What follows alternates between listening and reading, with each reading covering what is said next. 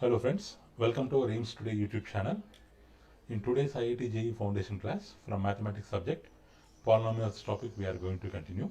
Theorem in this video, reminder theorem. So if P of X is a polynomial, so P of X is a polynomial of degree greater than or equal to 1. Degree should be greater than or equal to 1. So if degree is 0, we call it as constant polynomial.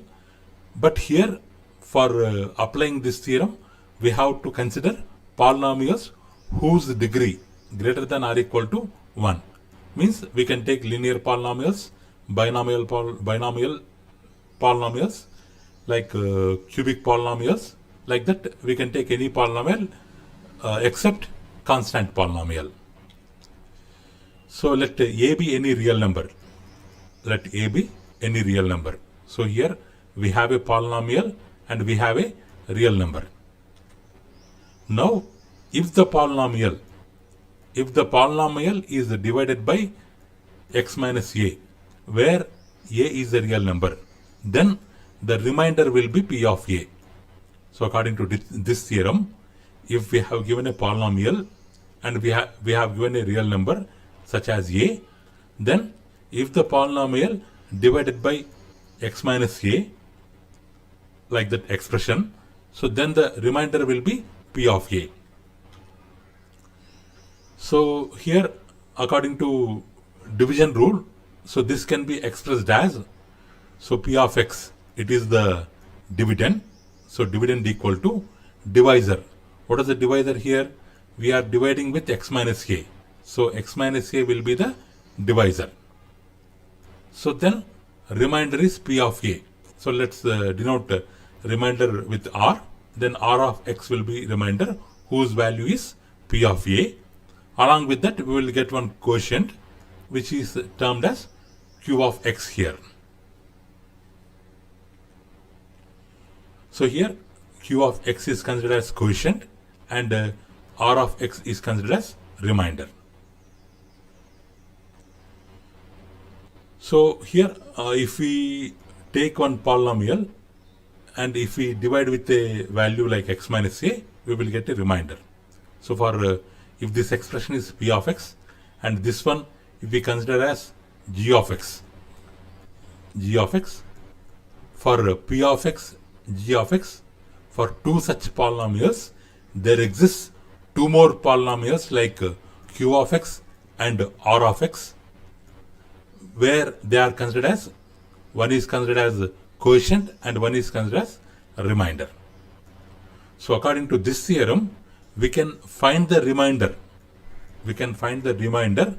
When a polynomial is divided by another polynomial, we can find the remainder without any help of long division method.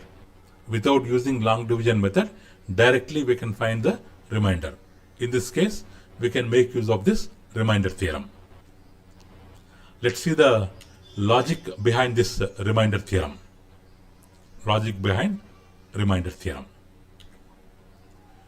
So let's divide a polynomial x square plus 2x plus 6 by x minus 1. So let's divide using long division method first, then we will verify with the remainder theorem. So according to long division method, so what we will do, we will take the polynomial, we want to divide it with x minus 1. So x minus 1, first we will take x times, x minus 1 x times. What will come? X into x square. So x into 1, x. But here we have to change the symbols. So minus x square plus x we have taken. This will get cancelled. So 2x plus x, 3x. Now let's take 3 times. 3 into x, 3x. 3 ones are 3. After changing the sign, it will become minus, it will become plus. Again 3x gets cancelled. 6 plus 3, 9. So by using long division method, if this polynomial is divided by another polynomial, then we are getting the remainder by long division method. So now according to remainder theorem or using the division rule, how do we express this long division? So according to division rule, we know that dividend equal to divisor into quotient plus remainder. So here the let's take this x square plus 2x plus 6 equal to p of x. Let's name this polynomial as p of x. Then dividend will be p of x. Dividend p of x equal to, what is the divisor? X minus 1 is the divisor. So what is the quotient we got? X plus 3. We got the quotient x plus 3 and we got the remainder 9. So according to division rule, we have written this long division in this way. So here, now I want remainder. Suppose if you observe the divisor here, x minus 1 is there. So for what value of x? This divisor will become 0.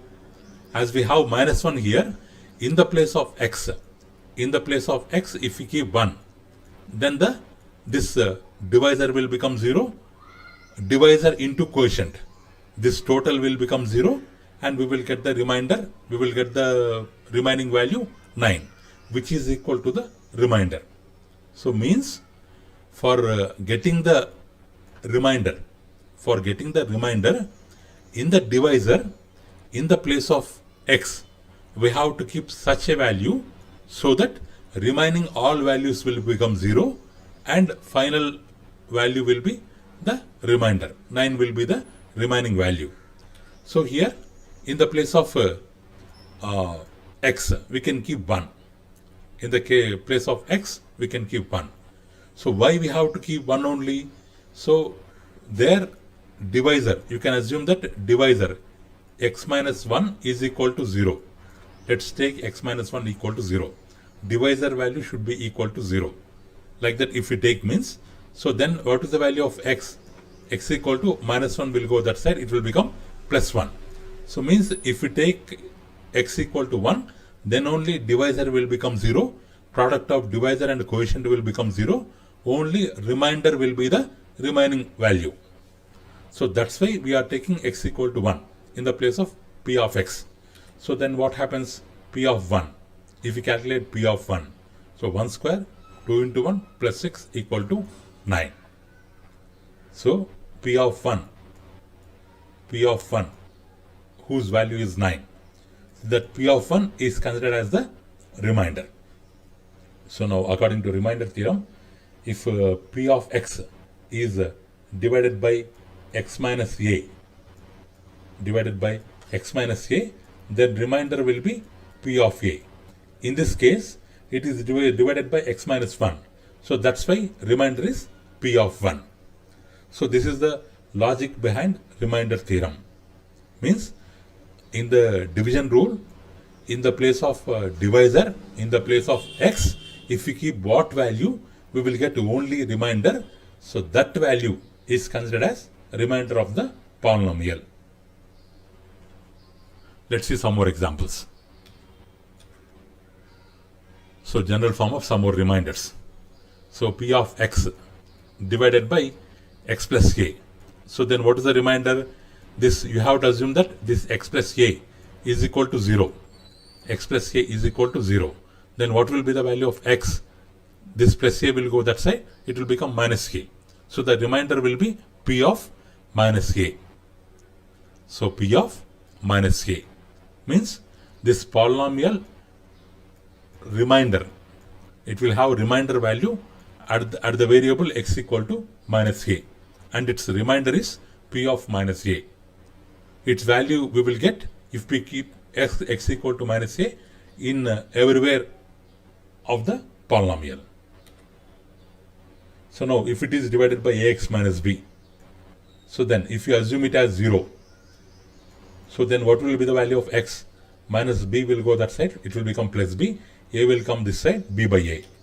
So remainder is p of b by a. In the same way, if we divide by ax plus b, then remainder is p of minus b by a. if we divide by b minus ax, then the remainder is p of a by b. So like that, for any polynomial, if the divisor is given without long division method, directly we can find the remainder by making use of this remainder theorem. But one thing we have to keep in mind, whatever polynomial they have given, it should have degree more than 1 or equal to 1. But it should not be a constant polynomial. And one more thing, if p of x, g of x, like that two polynomials are given such that, so p of x, the degree of p of x, here whatever polynomials we have taken, in this one condition definitely we have to follow, the degree of p of x should greater than or equal to degree of g of x. Means the degree of the dividend should always be greater than or equal to degree of the divisor. And one more thing, the divisor should not be equal to 0. The divisor should not be equal to 0. In this case, we can find polynomials such as q of x. We can find polynomials such as q of x and r of x. Two more polynomials we can find. One is termed as a quotient and one is termed as a remainder, such that all four will follow division rule. All four will follow division rule, where rx equal to 0, remainder is equal to 0, or sometimes degree of remainder, not sometimes, always, degree of remainder less than degree of the divisor. Less than degree of the divisor. For two polynomials like p of x and g of x, two more polynomials are possible, q of x and r of x.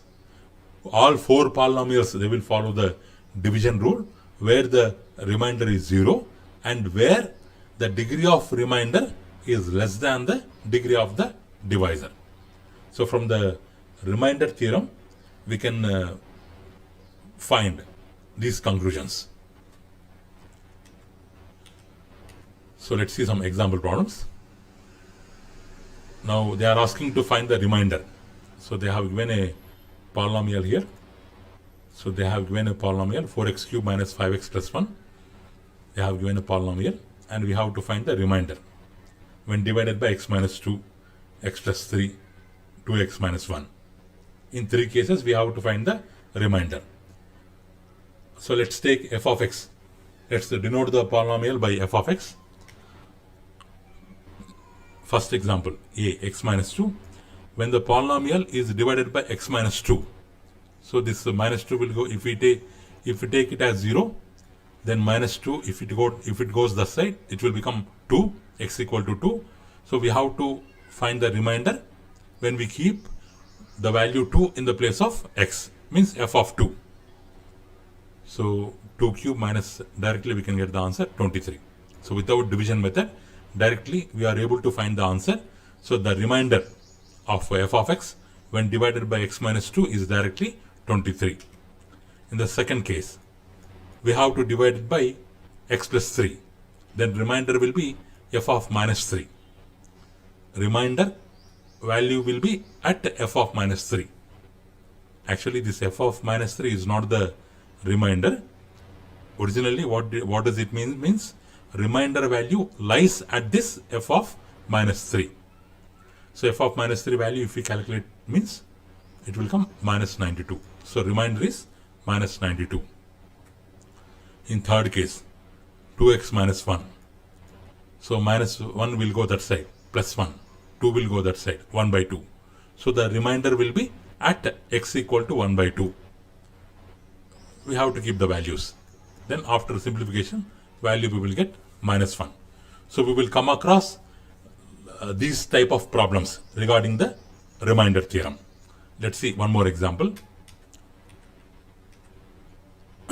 So the expression 4x square minus px plus 7 leaves a remainder minus 2.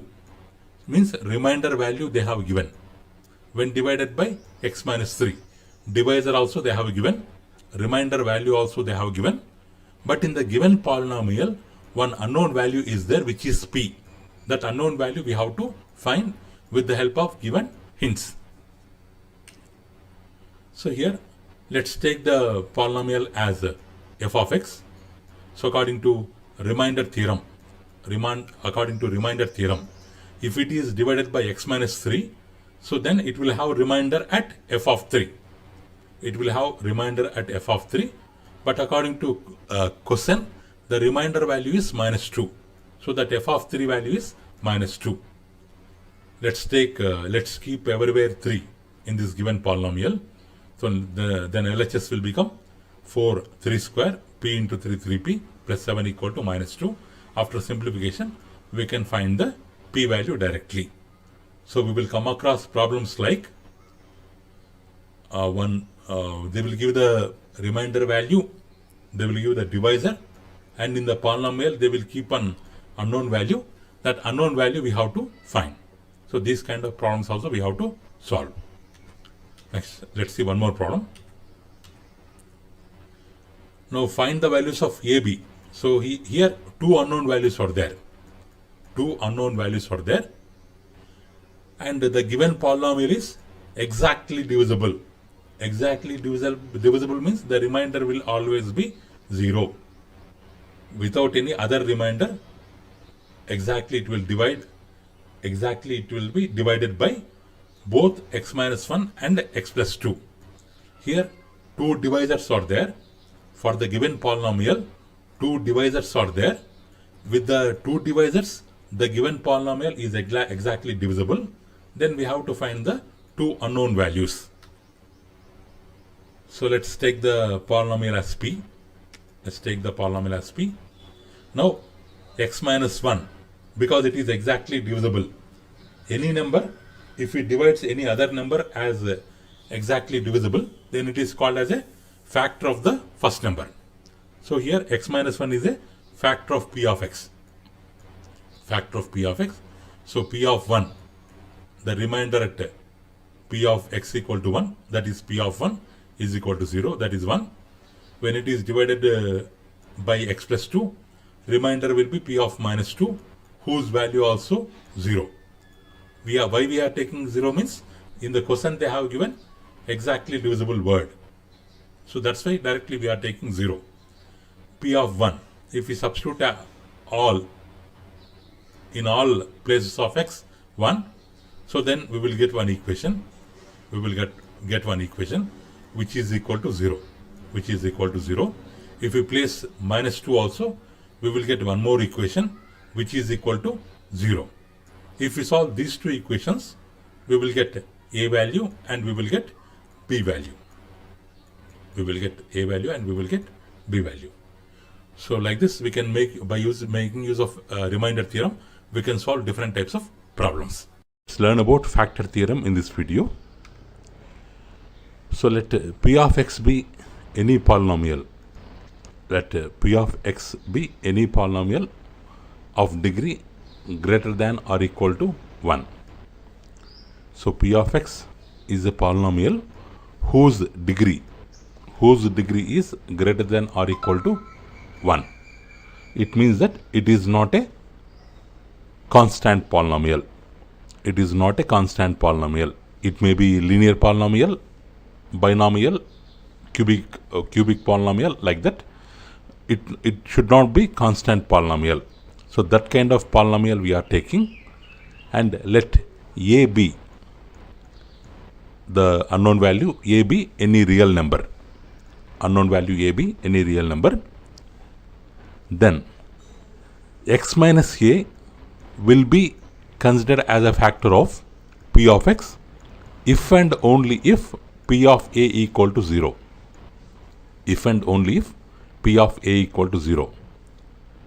So already we have learnt in remainder theorem, for p of x, if a is any real number, then p of a will be considered as remainder.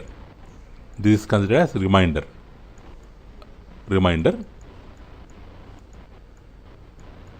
So here, if the remainder is 0, for p of x, if p of a equal to 0, So then according to this, we can tell x minus a is a factor of p of x. Means x minus a, it is also a polynomial. X minus a polynomial divides another polynomial p of x exactly.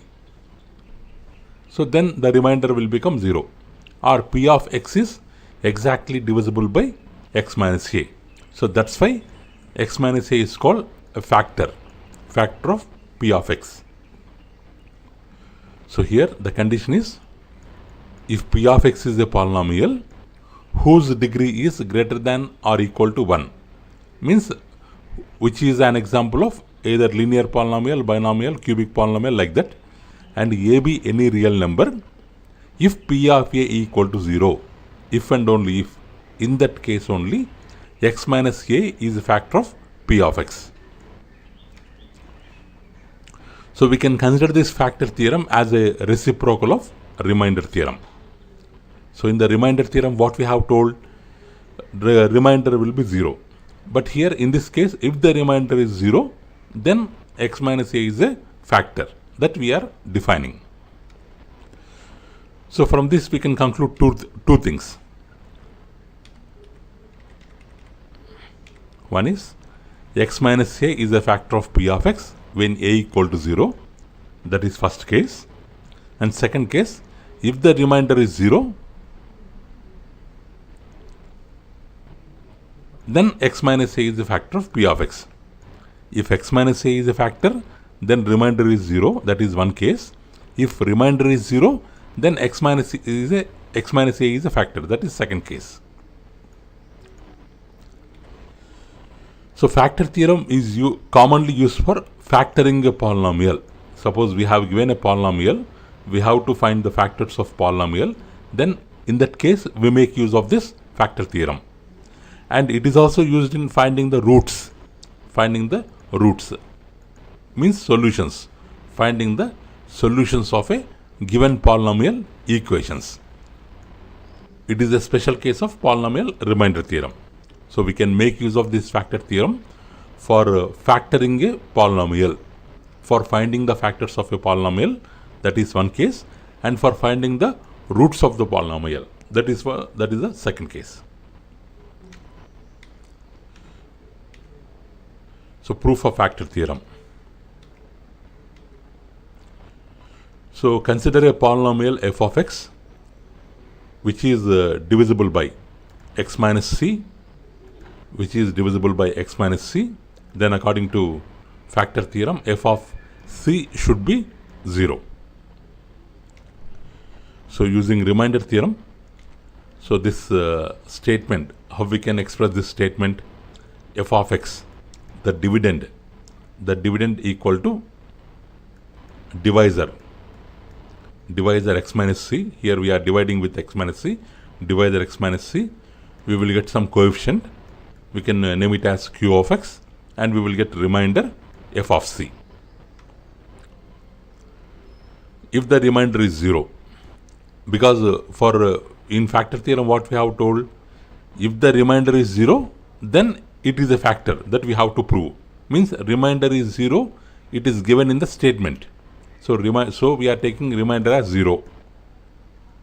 So then what happens? Plus 0, we can remove that plus 0.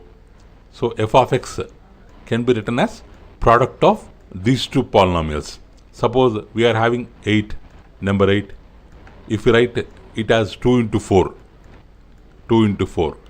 then what this 2 and 4 are considered, this 2 and 4 are considered as factors of 8. So in the same way, here f of x is written as a product of two polynomials. So these two are considered as factors of f of x. So if 0 is the remainder, then x minus c is a factor of f of x. So that can be proved.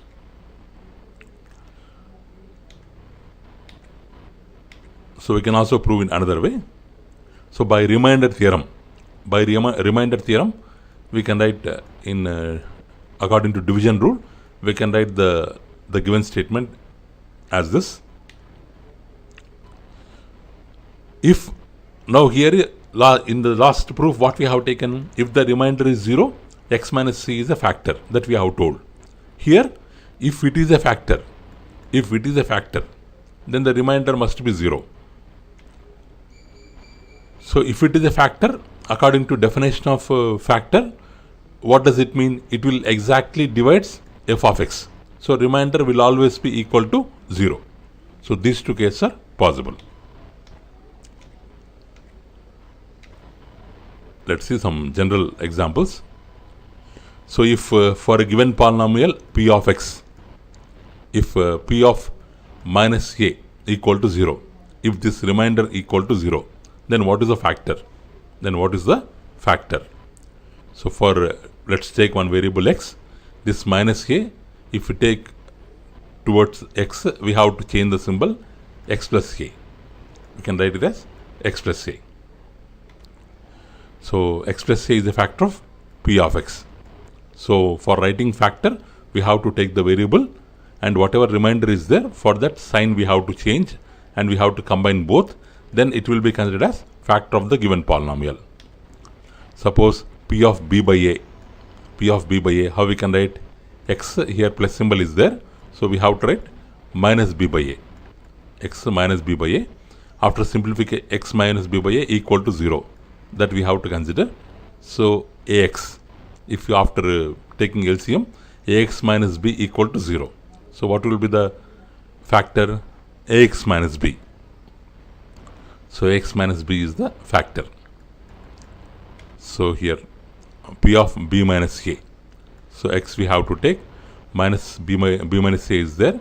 We have to change it as plus b by a. If we consider it as 0 after taking LCM, so ax plus b equal to 0. On the LHS part, ax plus b will be there. So ax plus b is a factor of p of x. So in the same way, if the remainder is a by b, then bx minus a is a factor of p of x. Like that we can find the factors if the remainders are given. So let's see one example.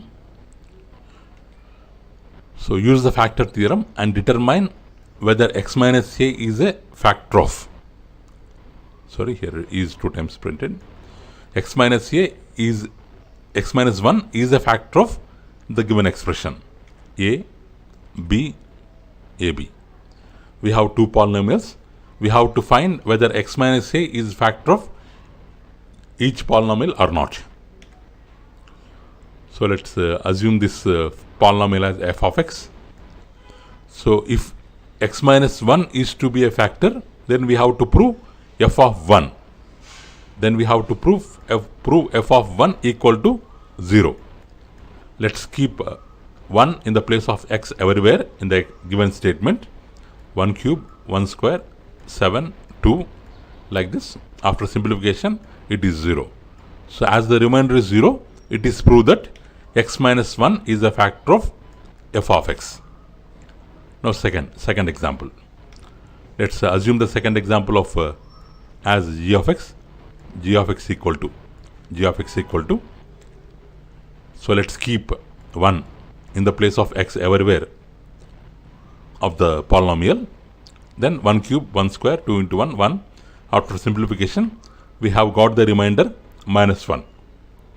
So as the remainder is not 0, we can tell that x minus 1 is not a factor of g of x.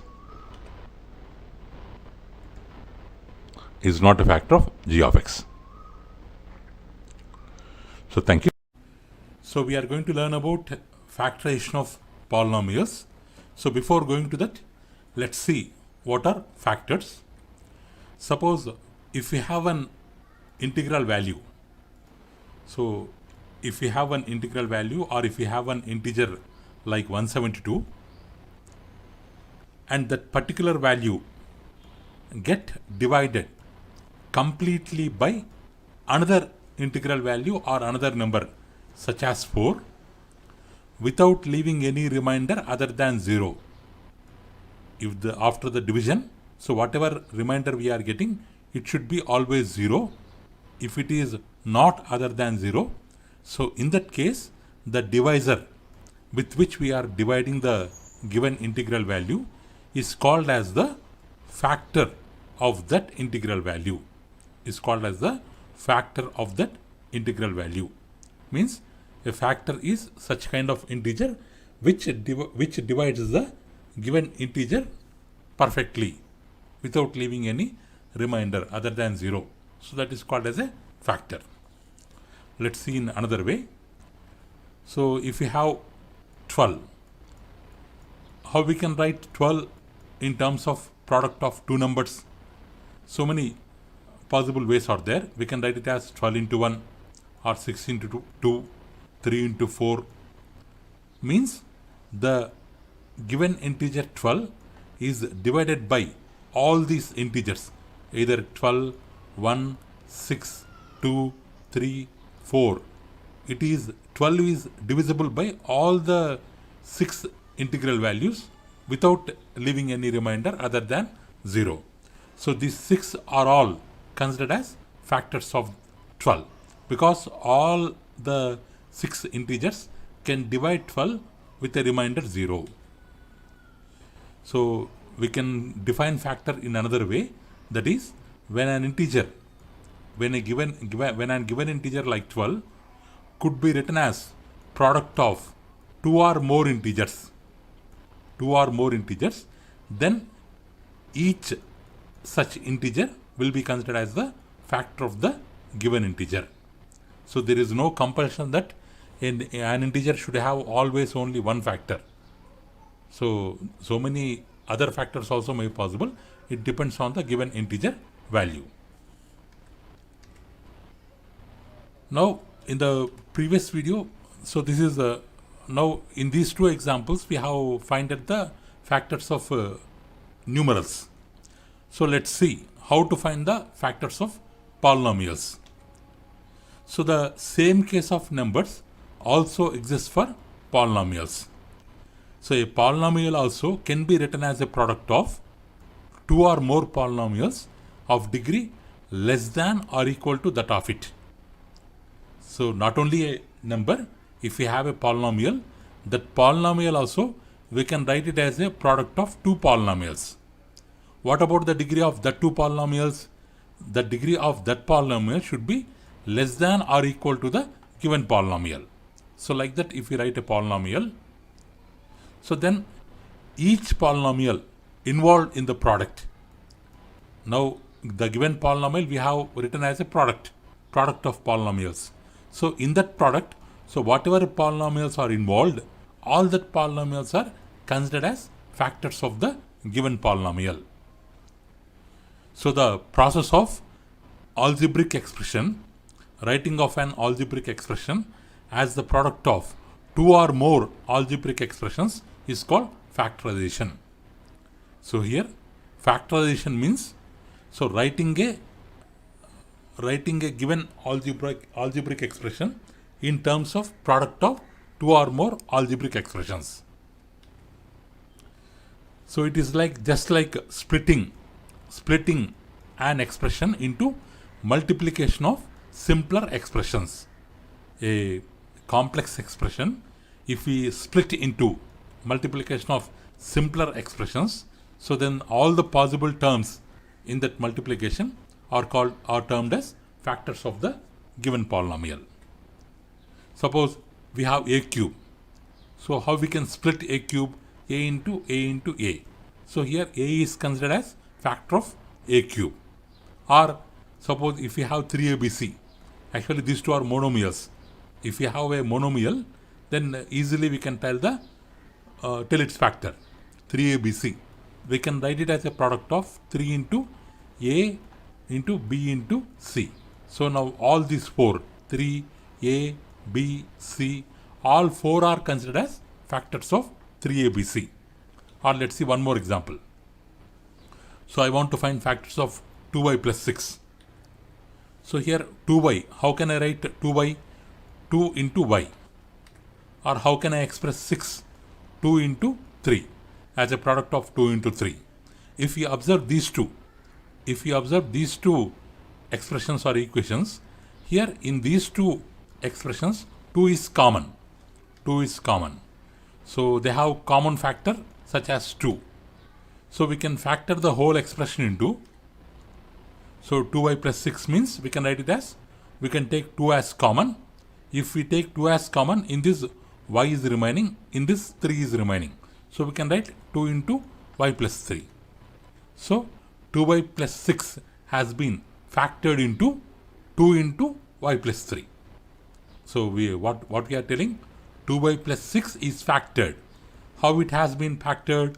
Into 2 and y plus 3 as a product of 2 and y plus 3. So like this, not only for numbers, even for polynomials also, by the process of factorization, we can find the all possible factors. So let's see types of factorization. So type 1. So factorization by taking out the common factors. The first method is how to do factorization of a given polynomial by taking out the common factors. So we already know how to expand the polynomial. How to expand the polynomial. Suppose a into b plus c is there. Now I want to expand it. So how can I expand a into b? I can write it as ab plus a into c, ac. According to distributive property, I can write it as ab plus ac. So this process is called expansion. This process is called expansion. So now again, if I want to express ab plus ac into simpler terms, how can I write it as? I can take a as common. I can write it as a into b plus c. So this is called factorization. So factorization is nothing but it's a reverse process of expansion. It's a reverse process of expansion. Actually, by distributive property, we can make it expand. Again, if we take the common term out, so then it is called factorization. So it is nothing but simply a reverse process of expansion. So now I want to factorize this polynomial, 2xy plus xz. So 2xy plus xz. 2xy I can write it as, so 2 into x into, sorry, y is missing here, 2 into x into y plus x into z. So here in both the terms, here x is there, here x is there. So x is the common factor. X is the common factor. So we can take this common factor out. We can take this common factor out. So what will come here? If we take x as common factor, here 2y will be remaining, here z will be remaining. So 2y plus z, x into 2y plus z. So these two, one is x, another one is 2y plus z. These two are the factors of given polynomial.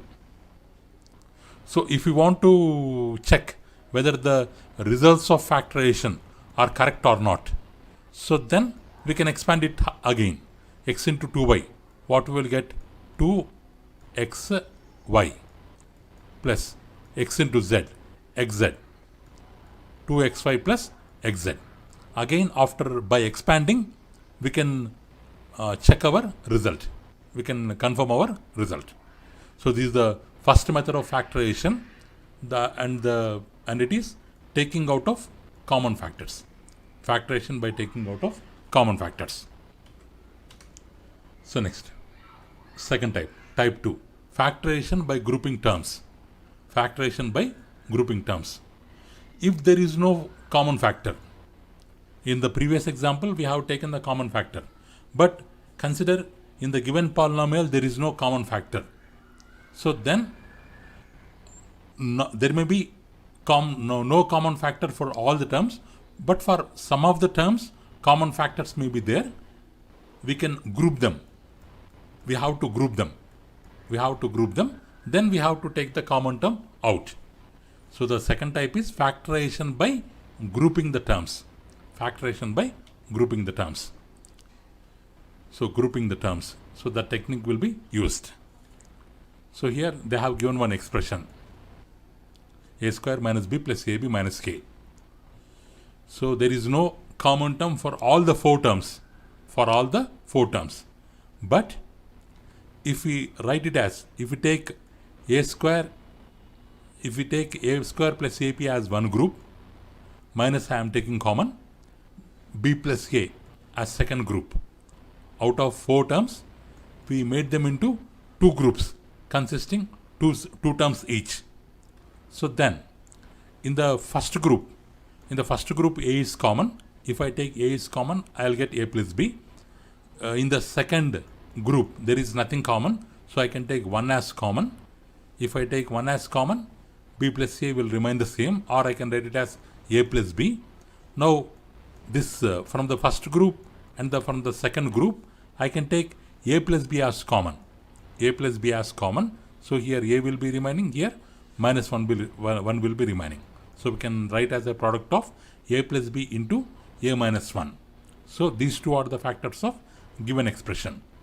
So if all the 4 terms are not having common factor, then we can group them and we can take the common factors. Then again we can take the common factor. So this is the second type. Third type, factorization by making a perfect square. So we know that whenever a square binomial, we square a binomial, the resulting trinomial is called a perfect square trinomial, because we can write it as a square of binomial. So then that's why it is called as a perfect square trinomial. So we know that a square plus 2ab plus b square. So this is a trinomial. We can write it as a square of binomial. We can write it as a square of a plus b, or a plus b whole square. Or if we take a square minus 2ab plus b square, we can write it as square of a minus b, or we call it as a minus b whole square. So these two trinomials, they can be written as squares of binomials. So in this condition, what happens? A plus b whole square, we can write it as a plus b into a plus b. So here a plus b and a plus b, these two will be the products of this trinomial. So like that, by writing as a perfect square also, we can find the factors. So if we have this expression, so how you can elaborate it? 9x square, you can write it as 3x whole square. 4y square, you can write it as 2y whole square. So 12xy, we can write it as 2 into 3x into 2y. It is in the form of a square plus 2ab plus b square. So it can be written as 3x plus 2y whole square. So what are the factors of this given expression? One factor is 3x plus 2y, second factor also the same. So this is the third method. Now fourth method, factorizing by writing as a difference of two squares. Like that also we can factorize. So if a given polynomial is in the form of a square minus b square, so here each term is a perfect square. The first term a square is a perfect square, second term b square is a perfect square. Each two terms are perfect square. So then, and if there is minus sign between them, then the answer after factoring the difference in two squares include two binomials. It means, suppose if we have a square minus b square, so what are the factors of this binomial? We can write it as a plus b and a minus b. This identity already it is proved. So directly we are taking the formula here. So here it is the difference of two squares. Here the difference of two squares is there. It can be written as the product of sum of two terms. One factor is sum of two terms, another factor is difference of two terms. So we will get two binomials. Out of that, one binomial will be the sum of two terms, second binomial will be the difference of two terms. So like that also we can find factors. if we have 9x square minus 4y square, we can write it as 3x whole square minus 2y whole square. So what are the factors? Sum of two terms, 3x plus 2y, difference of two terms, 3x minus 2y. Like that, if we have difference of two squares, so directly by using this algebraic identity, we can write the factors. Next, fifth method, factorizing the sum and difference of cubes of two quantities. So we know that a cube plus b cube, it can be written as a plus b into a square minus ab plus b square. These two are the factors. In the same way, a cube minus b cube, it can also be written as a product of these two polynomials. So if we have cubes, if we have difference of cubes or sum of cubes, they can be factored. They can be factored easily with the help of these formulas. Suppose I have a cube plus 27. How can I write it? I'll write it as a cube plus 3 cube in the standard form. So after the writing in standard form, with the help of formula, directly I can write it as a plus 3, one factor as a plus 3, other factor as a square minus 3a plus 9. In the same way, suppose if I have b cube minus 64, I will write it as b cube minus 4 cube. So directly by using the formula of a cube minus b cube, I can write it as b minus 4, b square plus 4b plus 16. So like that, by using the algebraic identities also, I can write the factors. So like this, we have 5 types of factorization of polynomials. So remaining topics we will discuss in next video. So thank you for watching our video. Please subscribe our channel and press the bell icon for receiving latest updates. Thank you.